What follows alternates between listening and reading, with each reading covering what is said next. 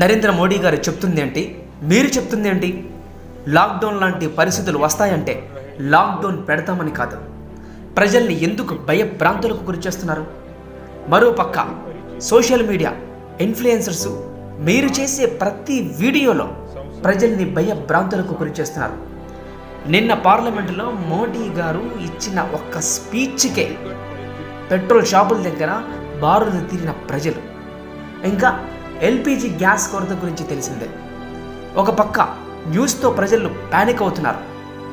దీనికి కారణం Iran Israel యుద్ధం వల్ల, ట్రంప్ ఆవేశపు నిర్ణయాల వల్ల సామాన్య ప్రజలు నరకం చూస్తున్నారు. యుద్ధం వల్ల దేశాల ప్రజలు నష్టపోతున్నారు, చనిపోతున్నారు. మరి మరోపక్క పక్క దేశాలకు యుద్ధ వాతావరణ పరిస్థితుల వల్ల పెట్రోల్ రేట్లు పెరుగుతున్నాయి, డీజిల్ రేట్లు పెరుగుతున్నాయి, గ్యాస్ రేట్లు పెరుగుతున్నాయి, సరుకుల రేట్లు పెరుగుతున్నాయి. ఇలా చెప్పుకుంటూ పోతే పక్క దేశాల నుంచి ఇంపోర్ట్ చేసుకుంటున్న ప్రతి వస్తువులు పెరిగే అవకాశం ఉంది. సమస్య పెద్దగానే ఉంది, కానీ దానికి భయపడకుండా ఎదుర్కొనేలా ఉండాలి. పొద్దున్న లేచినప్పటి నుంచి కార్ల మీద తిరుగుతారు, బండ్ల మీద తిరుగుతారు, కానీ కొద్ది రోజులు సైకిల్ కూడా తొక్కండి, ఈ పెట్రోల్ బాధలు తప్పవు కదా. ఇంకెన్ని రోజులు సుఖవంతమైనటువంటి జీవితాన్ని అనుభవిస్తున్నారు? గ్యాస్ మీద వంట చేసుకునే బదులు కట్టెల పొయ్యి వాడండి, కరెంటు పొయ్యి వాడండి.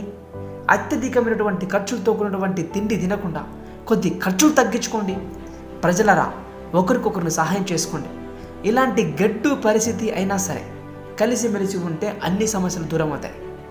After all LPG gas petrol కొరత ఉంటేనే మీరింత బాధపడుతున్నారే, మరి యుద్ధంలో ఉన్న దేశాల వల్ల ప్రజల పరిస్థితి ఎలా ఉంది ఒక్కసారి ఆలోచించండి. ఆ దేశ ప్రజల కంటే మనం కొద్దిగా మంచి పరిస్థితుల్లోనే ఉన్నాం కదా.